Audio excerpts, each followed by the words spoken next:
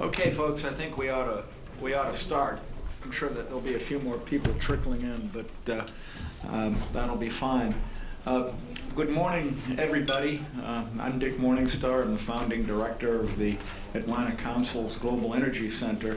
And I have to say, given my past experiences, including being ambassador to the European Union and special envoy on Eurasian energy, that I'm really thrilled to be moderating today's panel on the European Energy Union, and with such excellent panelists that we have. I have spent years in my various government positions pursuing joint U.S.-EU and member state cooperation towards a more energy secure energy secure Europe. And the issues continue to be as important as they were 5 years ago and 10 years ago today. In fact, I'd say the issues are even more important today than they've been in the past. We've seen a lot of change. We've seen the passage of the third energy package, which I think was a groundbreaking advancement by the EU to purposefully and legally ensure greater competition within the European energy markets. And furthermore, the creation of trading hubs, greater interconnections between countries, diversification of routes, diversification of sources, have made Europe fundamentally more energy secure than they've been over the past few years. I should also mention, of course, renewables and efficiency as well. So, you know, these actions that Europe has taken have been critical. I think they've accomplished a lot, but there's still a lot of work to be done. Russia's invasion of Ukraine emboldened, I should say the Russians certainly were emboldened, but also emboldened the European Union to once again deepen its quest for energy security. From that, we saw the European Energy Union created. It's going to be interesting to see how this plays out in light of Europe's relations with Russia, but also given changing global energy markets and climate considerations, and then Nord Stream 2, which we're going to be talking about today. I know that two of our panelists have, I think all of our panelists have strong interests in that, and two have been very directly concerned and have some very serious thoughts about it. So, for these reasons, I look forward to exploring some of these issues that will affect the European Energy Union's success in coming years. So let me first introduce the panel, and then what I'll do is we will open with me asking each panelist a question. They'll spend 4 or 5 minutes. Might ask them then another question, but we want to get a lot of audience participation too in our limited time. First, an old friend, Ambassador Mikael Eriksson. In Sweden, it'll be Mikael Eriksson, but a lot of people outside of Sweden call him Michael, who's Special Envoy for International Energy Affairs at the Swedish Ministry of Foreign Affairs, and he's also served as ambassador to Azerbaijan, as director of the Foreign Minister's office in Stockholm. We have Kostas Andriosopoulos at the end of the table, who's the vice chairman of DEPA, which, as I'm sure most of you know, is Greece's public gas company. We have Minister Temenuzhka Petkova. Am I pronouncing that right? Close enough? And who's Minister of Energy of the Republic of Bulgaria, which is a critically important country from an energy security standpoint. And finally, Alan Riley, who's a professor. Alan's a professor at the City Law School in London. He's a senior fellow at the Atlantic Council Global Energy Center.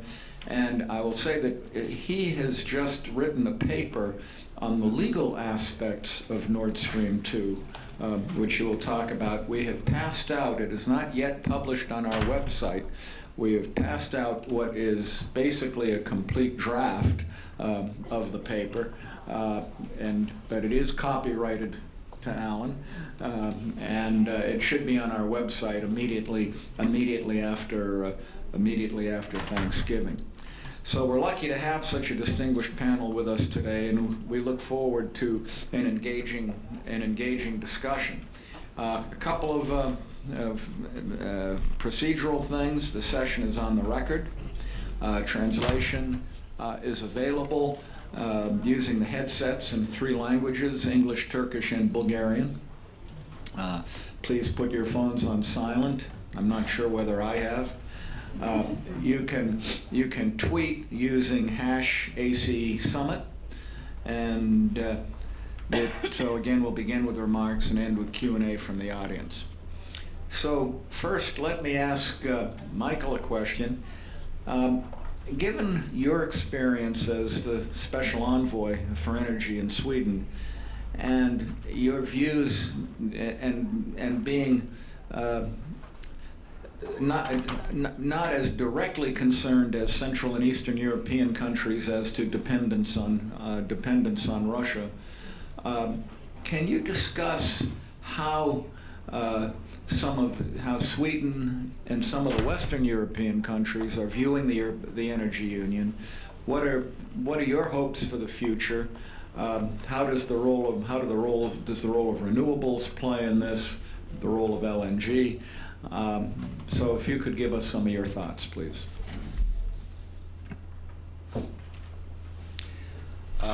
Thank you, Richard. Thank you very much for the introduction, and thank you very much for inviting me to this conference and to this panel as a discussant. I think you actually mentioned the political context in which the energy union was conceived, and I think it is appropriate to go back to that moment in time, because when the concept, the energy union was launched by then Prime Minister Tusk of Poland, it really was in connection with the events in Ukraine, with the Russian aggression there. And so the whole idea, even though this had been discussed long before, the need for a framework, a stronger framework, the actual initiative was launched in that context.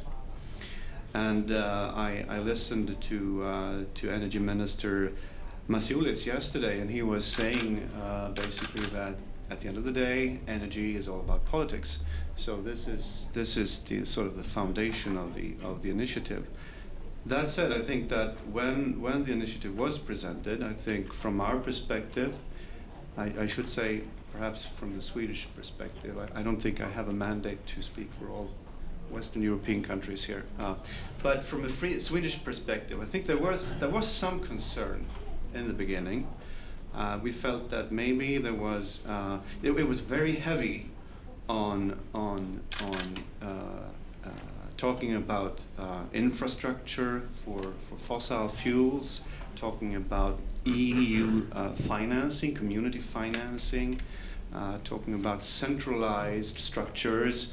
There was an idea of a joint purchase mechanism. Such things were quite frankly to us a bit of a concern at that point.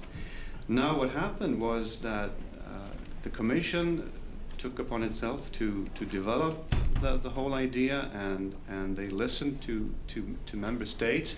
They came up with a framework which I think makes a lot of sense, and I suspect you will all be aware of it. The structure, 5 dimensions: decarbonization, efficiency, the development of the internal market, energy security, and that is security of supply, and research and development in new energy technologies.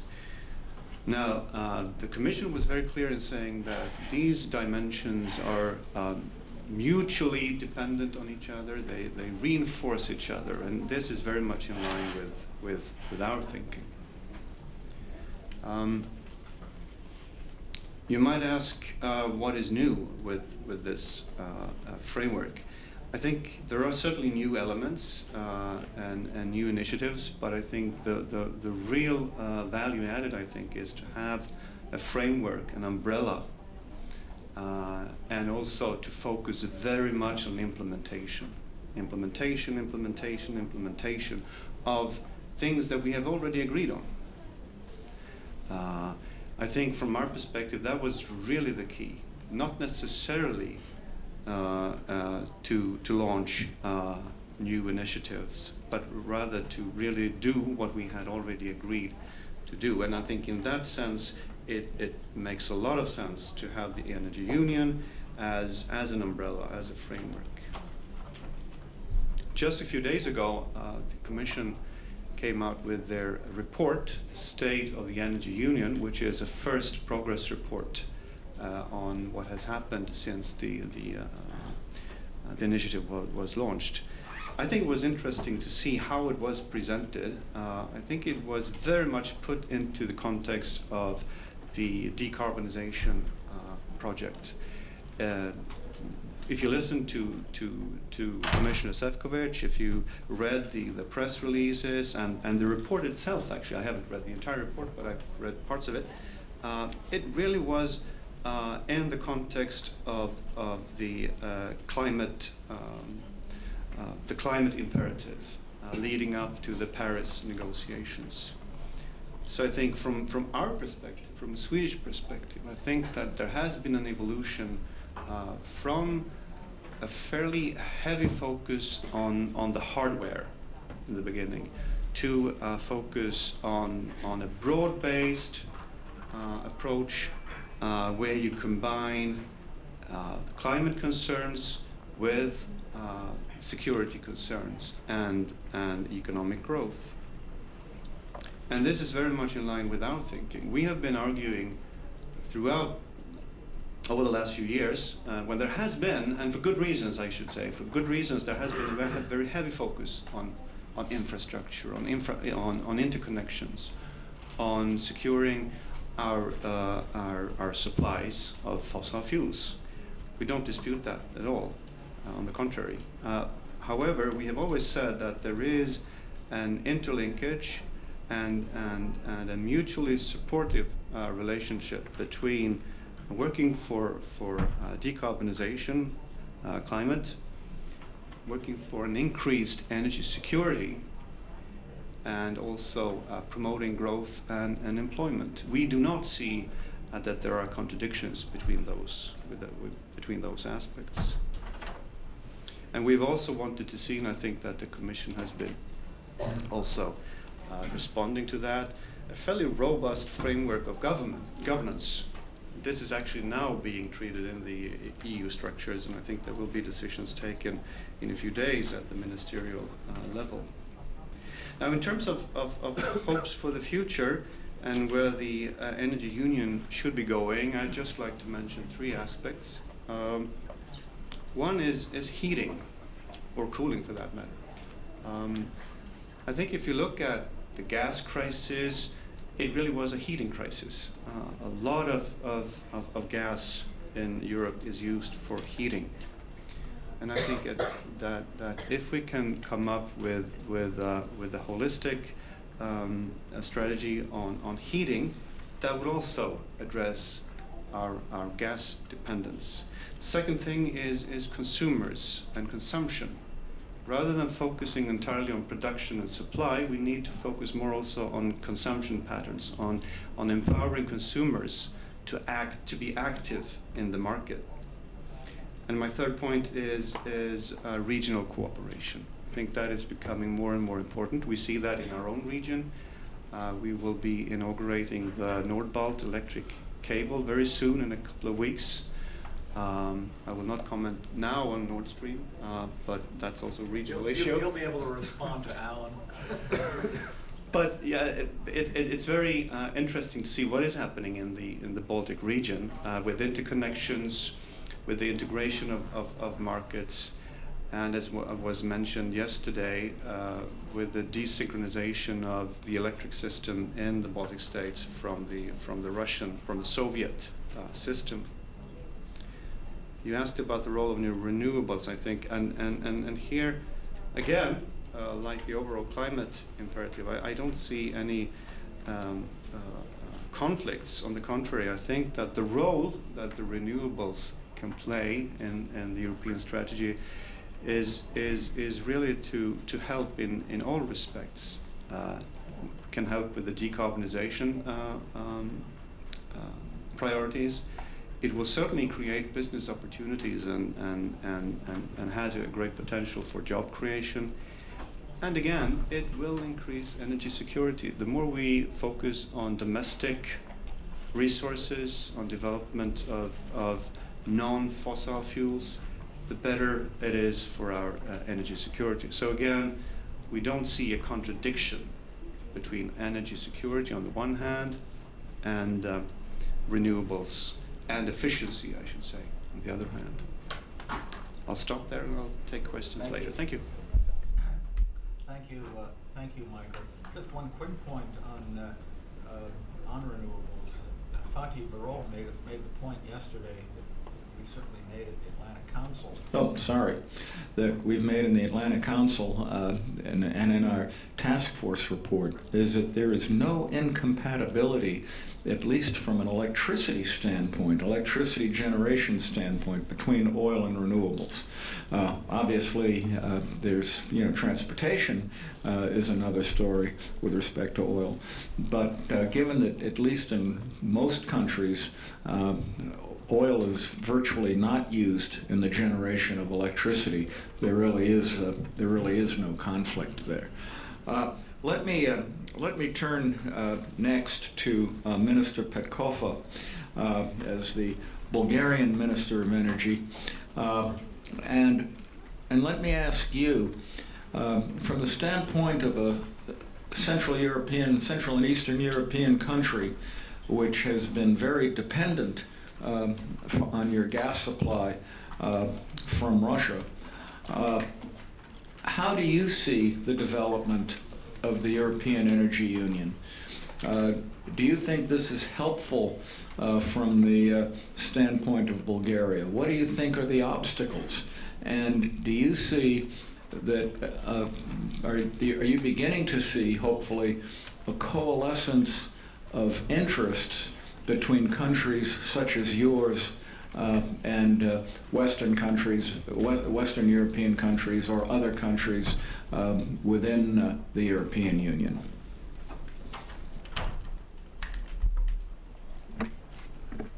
Благодаря много. Thank you very much. На първо място бих искала да благодаря за поканата и за предоставената ми възможност да участвам в този висок форум. I would like to thank you for the opportunity to take part into this important forum, which views very important issues from energy security point of view. And energy security is part of national security and also international security. Bulgaria, as a member state of the European Union, strictly follows the policies and principles of the Energy Union. As you have mentioned, Bulgaria is a country that is highly dependent on only one source of energy supply. Therefore, our major priority is to follow the policy of diversification of routes and sources of natural gas supply. In this connection, Bulgaria and Bulgarian government sees the role of the European Energy Union as a very important factor in overcoming energy dependence for all the countries in Southeast European region, more precisely in Bulgaria. And the major tool to overcome this dependence is to create interconnectivity between all the countries. This is the major precondition, the major focus on which we need to aim our efforts, and this is what actually our government does. I'm happy to share with you that our country is working very hard on the interconnectivity with our neighbor countries.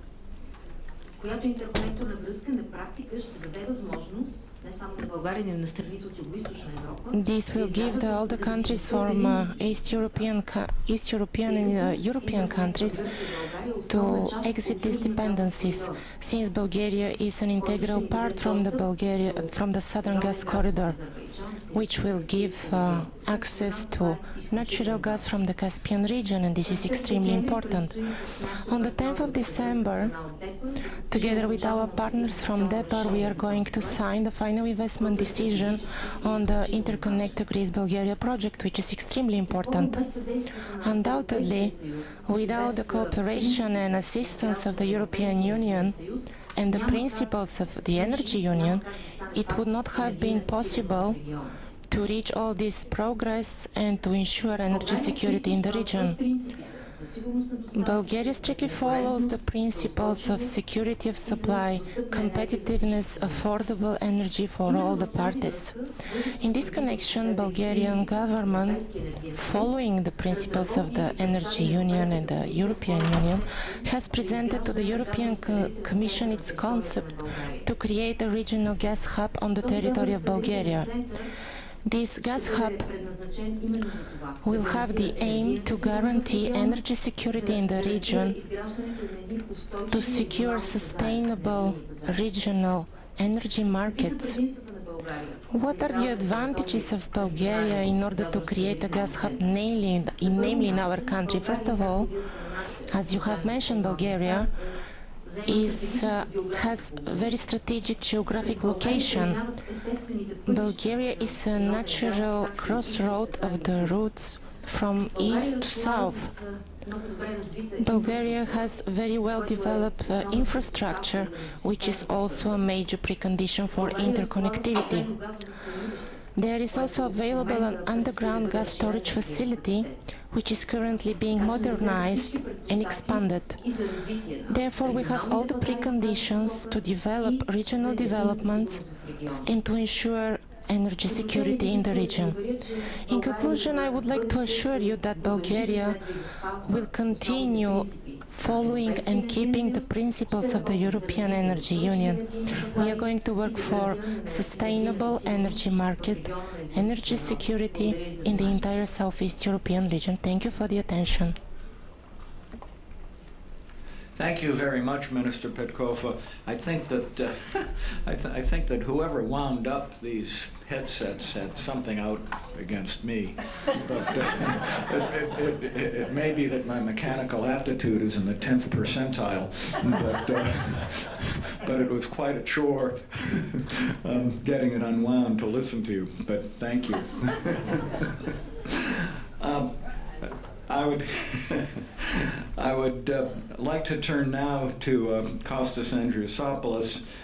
Kostas is the vice chairman of DEPA, Greece's public gas company, and DEPA has certainly been in the public eye over the last couple of years with various attempts at privatization and who might have been a purchaser.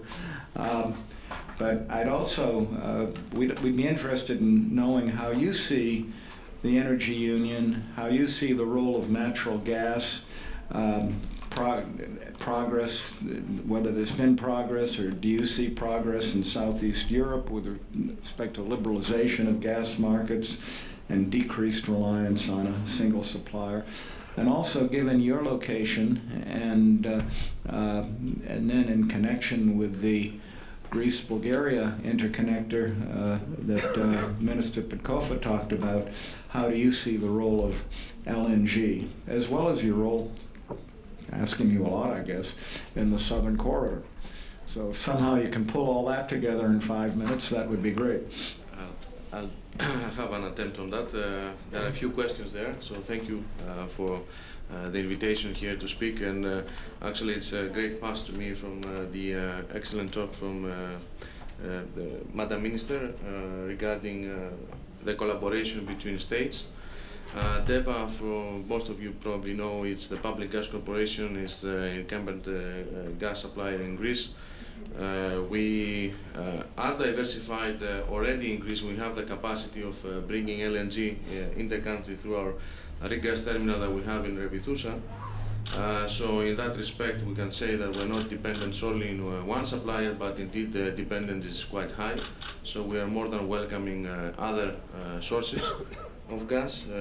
Maybe I'm starting from the very last point that you have made. We are fully supportive of the TAP pipeline, which is the extension of TANAP, since we have already booked 1 BCM of capacity on that pipeline.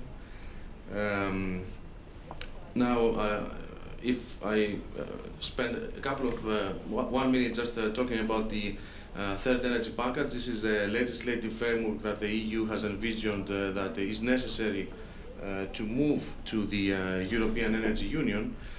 So as far as the regulatory issues and the legislative issues are concerned, I will leave that to Alan, who's the expert next to me, to talk us through.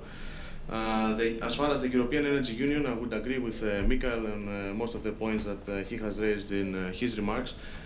What the EU is trying to address is what we call energy trilemma. So we are talking about security, affordable energy, and at the same time sustainable or climate-friendly, if you wish, energy. Now, Greece, if I give you an update on the national level, we are, of course, as a member state of the EU, are complying with the EU legislation. The latest point that was kind of left for us to comply to was the unbundling of the energy suppliers from the network operators, the opening up of the market that has been passed as a legislation from our parliament recently. So now we have an obligation to fully open up the gas market by 2018, which means that we will tend to see more transparency and, of course, more competition in the market. Now, DEPA has a leading role to play in all of these developments. We see the company not only being a national leader, but also taking a great stand as a regional player, a significant regional player, connecting to all the international projects that we are engaged in, like, for example, the interconnector between Greece and Bulgaria that was just mentioned by the minister earlier. We believe that the IGP is one very important piece of infrastructure that is in the heart of the energy union and what the EU is envisioning as the way forward to have more complete, more transparent, more liquid energy markets, and especially looking at the gas business because this is of mostly of our concern in this respect. The IGB will connect other countries like Bulgaria that they have dependence only on one gas supplier to diversify their sources, so move towards the three goals of the energy trilemma, I would imagine. So it would allow quantities from Azeri gas coming from TAP to pass from the IGB. But another very important piece of infrastructure project that we are also promoting is the FSRU. This is a floating LNG in north of Greece, the northern Greece LNG, as it's called in the PCI list, in the Project of Common Interest list, in Alexandroupolis, where we believe that it could also enhance further the diversification of supplies through the import of LNG from the global markets. It could be, as we have heard over the past 2 days here, gas coming, I don't know, from existing suppliers like Algeria or Qatar, but most probably we will see a lot of LNG coming from the US. It has been an extensive discussion so far. Why not if the economics work from Australia? So what we see is we're opening up in the markets. So trying to answer the question about how do I see the gas markets in Europe, Europe is a traditionally large gas market, historically speaking.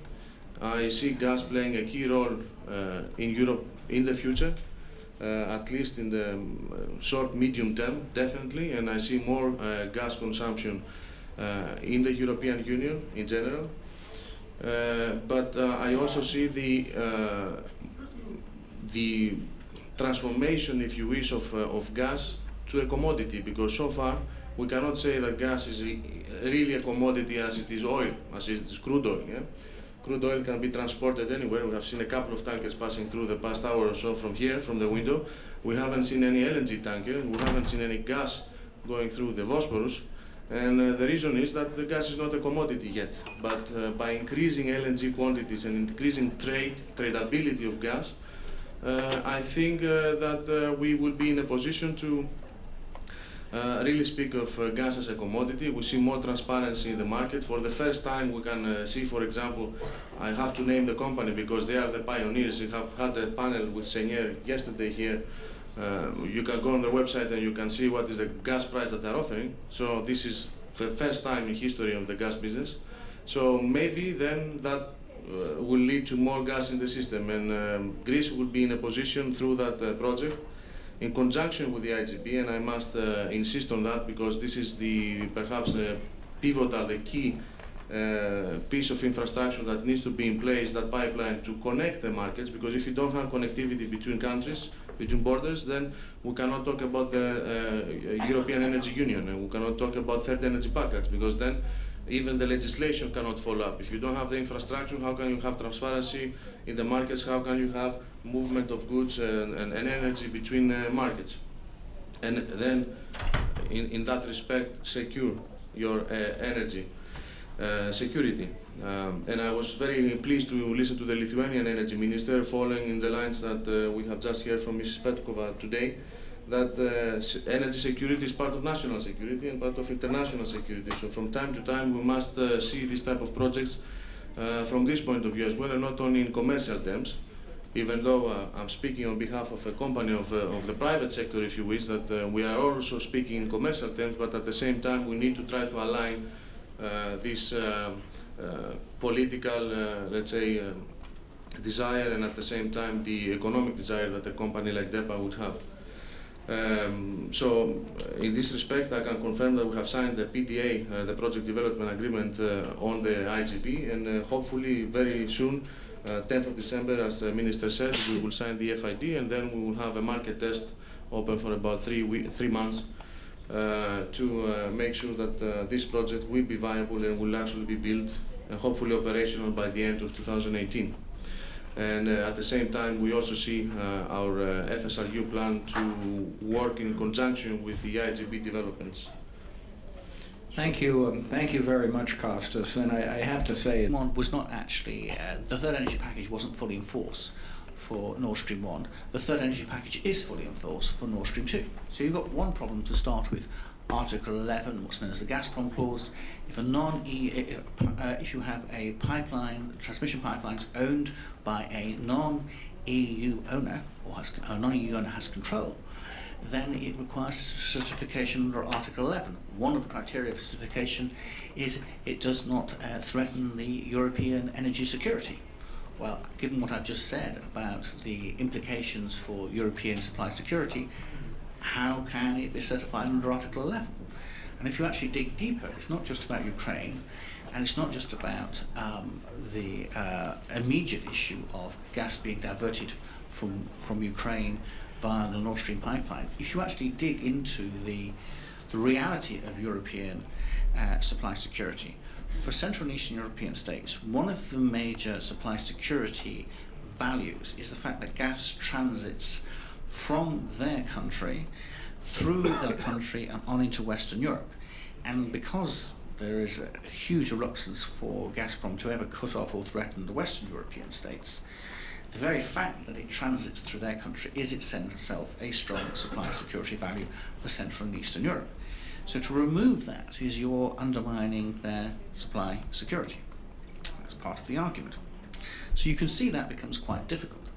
Then the second issue is simply the prospect of getting an exemption because it's new infrastructure under Article 36 of the Gas Directive. Now the problem there is that you have to, any exemption has to enhance competition. How does it do that? It actually increases Gazprom's market power into the German market in Western Europe. And it has to encourage supply diversity. Again, it's not new gas, it's the same gas going in a different direction. How does that work in relation to Article 36?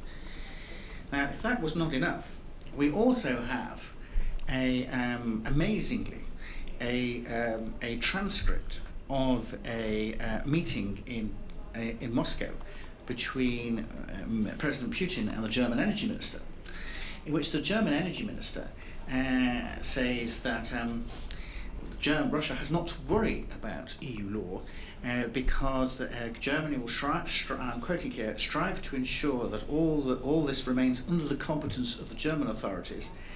So if we can do this, then opportunities for external meddling, which I mean assumes the European Commission applying EU law, will be limited.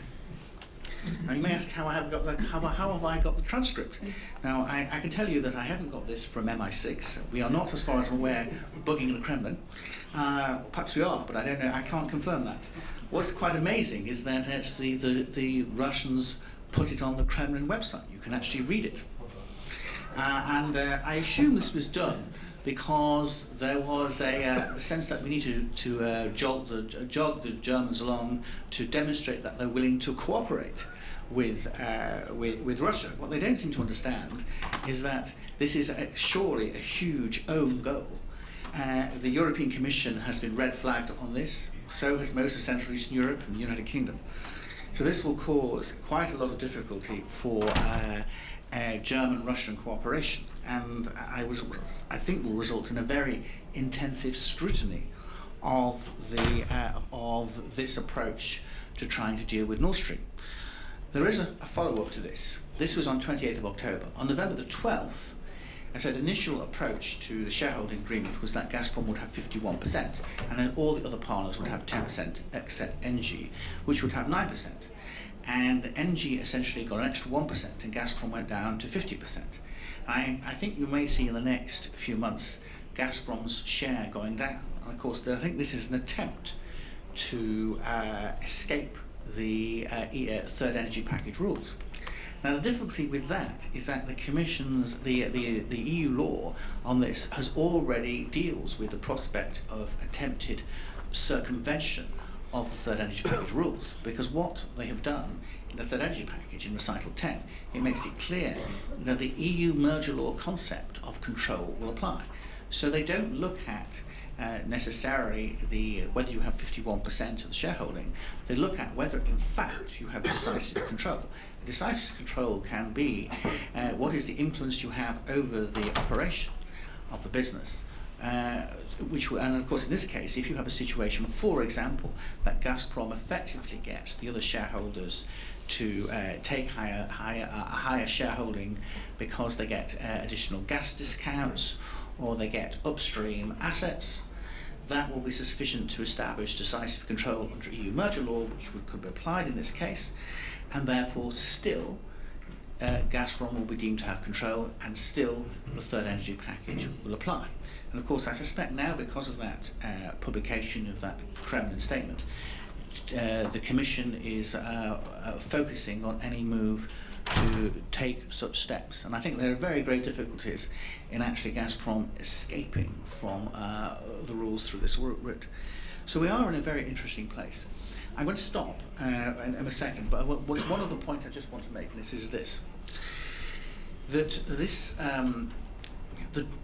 one of the fundamental bases for accepting Nord Stream 1 was the concept that Central and Eastern Europe could rely on German goodwill, and that gas could be reverse flowed from Nord Stream 1 into Central and Eastern Europe.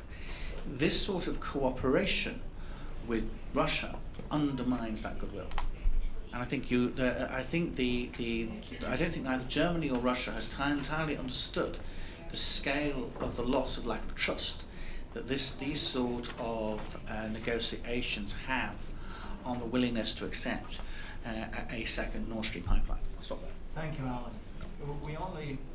We only have 10 minutes left, and I want to stress that the position of the Atlantic Council on an issue such as this is and has to be totally objective. So and given that we have a limited time left, I think that I would like to at least first call on Mikael Eriksson to whatever your reaction is to Alan's comments, and also I would call on Denis Simino from NG, who happens to be here today, and I think you certainly have a right to rebut. And then if we have time, we'll get to Anita or Albert from Cheniere, who has an interest, I think, in what happens with Nord Stream. Thank you. I'll be very brief. I certainly don't dare to disagree with Alan's legal analysis, but it's clear that this is a very lively discussion now, and we keep hearing, I keep hearing that you have got to stop this pipeline, and I'm not pronouncing a position on the pipeline as such. What I will say is this: you have to look at what are the possibilities, what are the limits, what are the options if you want to take a position on the pipeline.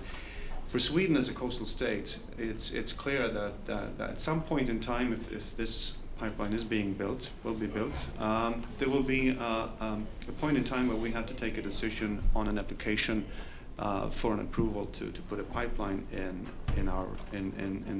the Baltic Sea. Now, clearly, this will run through, as far as we know, this will run through through international waters, but through Swedish economic zone. Now, when we look at the issue from a decision-making perspective, it's going to be very important for us to strictly enforce international law, and that is the UNCLOS, the law of the sea, and our national legislation on our continental shelf. Now, it's very clear that there are very limited possibilities for a country, for a coastal state such as Sweden, to take other things into consideration than what is covered by the law, and that is really very concrete, physical, environmental concerns. It has nothing to do with security policy or climate policy, for that matter. It has to do with the environmental effects of the pipeline, because everyone has the right to put a pipeline in international waters, and economic zones are international waters. So I'm just saying that you have to realize where the possibilities and the options are. And I just want to refer back to what Commissioner Cañete said yesterday. I think that the Commission's legal analysis will be extremely important, and they will have several things to look at. They will have to look at the third energy package, unbundling, third-party access. They will have to look at procurement. They will have to look at environmental regulations, and also competition. So I think that's really the important place to look. That's what is the Commission going to do? How will they analyze the situation? Thank you. Thank you, Michael. I'd like to ask Mr. Simino if we can give him a microphone, since his company has a direct interest, and certainly the commercial viewpoint is important. And there is a rational commercial argument that, hey, we want to be sure we can get that we can get the gas. So I would ask you to comment, and then hopefully we'll have, I don't know if this room is going to be used after 12, but hopefully we can take a couple of minutes and get a couple of more comments. Yeah, thank you very much for this opportunity. I listened very carefully to what you said, Alan, and obviously I disagree with everything almost.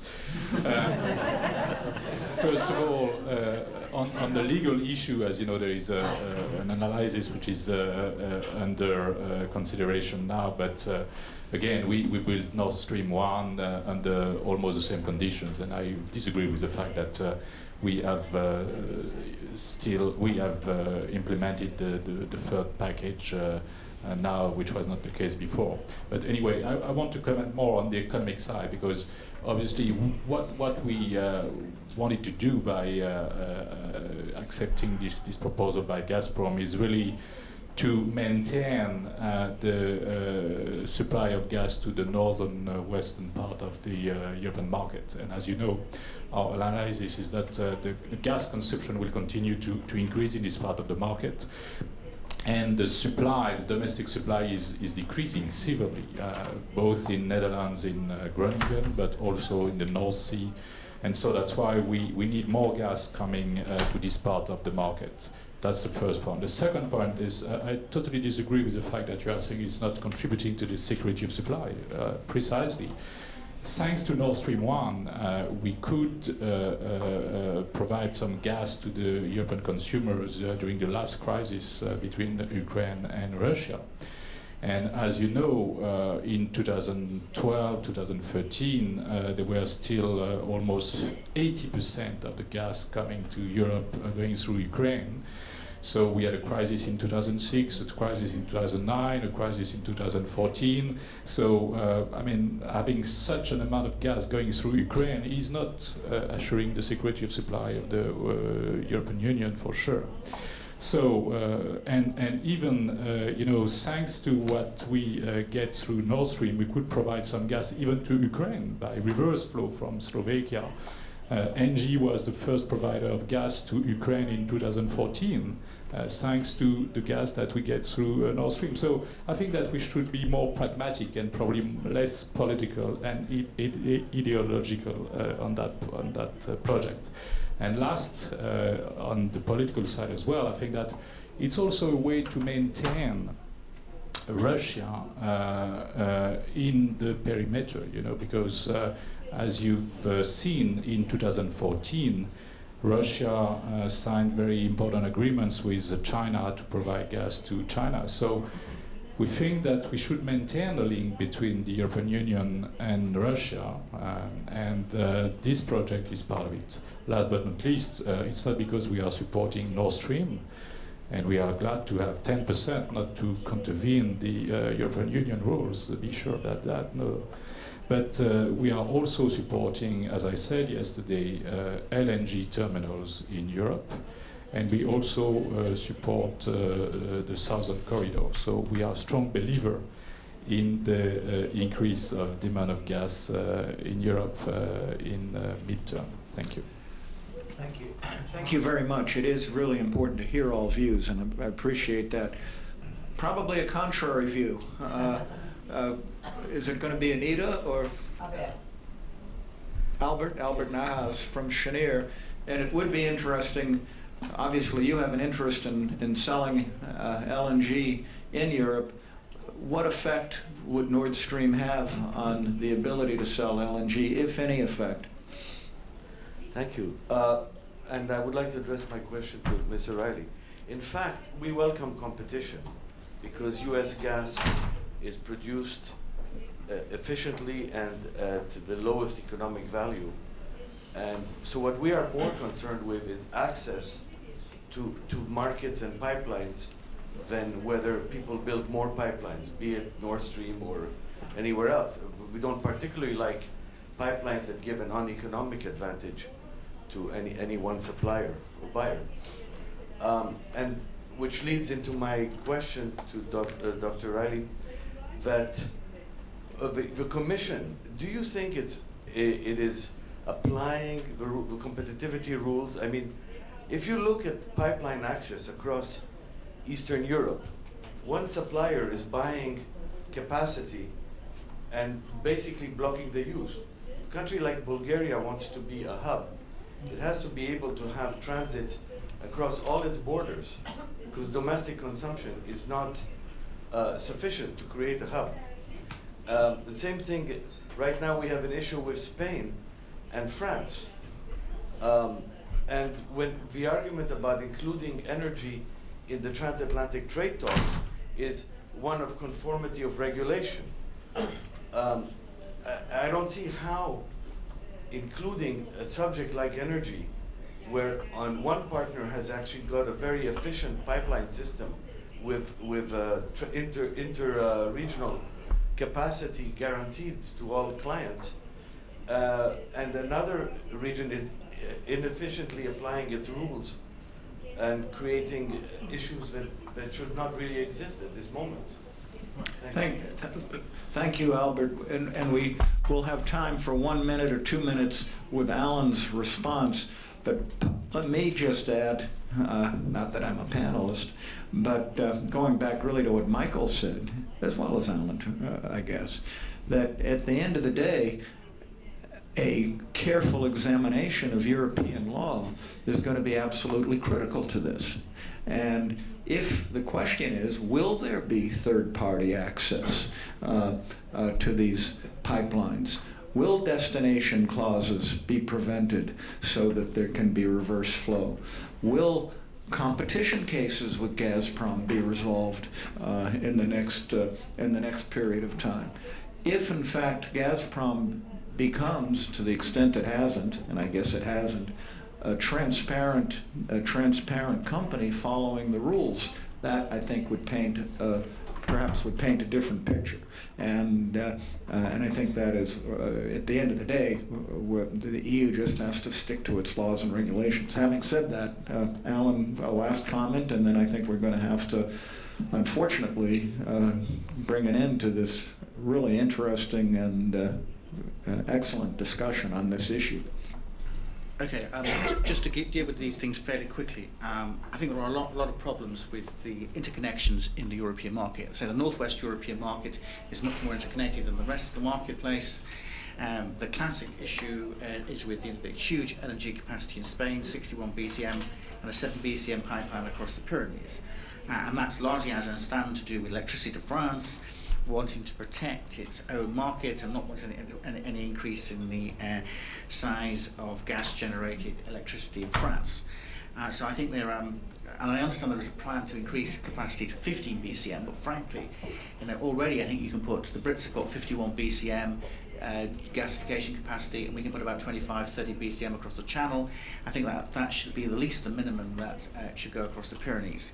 Equally in Central and Eastern Europe, there has been a lot of interconnectors built. There's a lot of interconnectors which still need to be built to provide the capacity, and there are issues. I mean, what you see with some Central and Eastern European incumbents is they use the excuse of Russia to hide the fact that they're actually sitting on the capacity, hugging the lines and stopping competitors getting in. And I think part of the answer there, part of it's about interconnectors, building interconnectors, but part of it is actually getting DG competition to fully apply the rules and ensure that both the liberalisation and antitrust rules applied in Central Eastern Europe. Finally, just on this issue of the just coming back to my friend from Energy, I have a lot of questions about all of this. I mean, one of the difficulties you're talking about here is that you could say all of what you've just said, but Polgas, in relation to the YAML pipeline, is having to fully comply with EU law. The Commission is arguing with the Polish regulator about the application of Article 11 in exactly the same context as you would apply it to Nord Stream 2 and indeed Nord Stream 1, and and I see you'll have enormous difficulties if the Poles have to comply with the YAML pipeline and have to apply EU law to the YAML pipeline. Surely Nord Stream 2 has to apply, unless you're arguing, as you would appear from the Kremlin note, that there's a special immunity for Germans and it won't apply to pipelines in which Germany is involved, but only applies to other pipelines which other member states are involved with.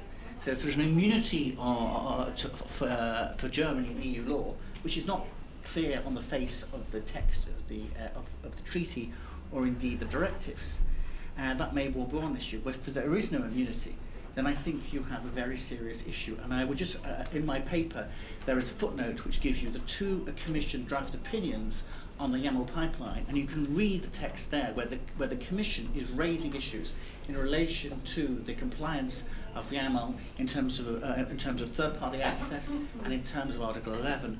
And I think you just say to yourself, well, that's one pipeline owned by a non-EU controller.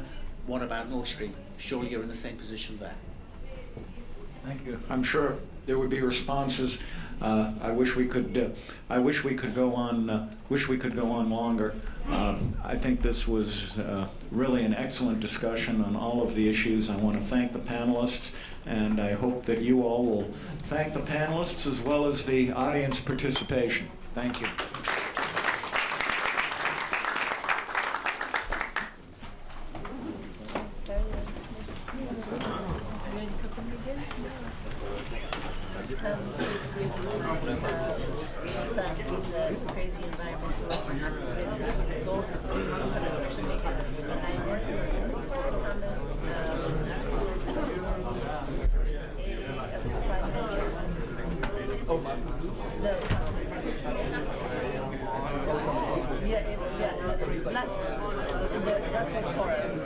Yeah, invite the big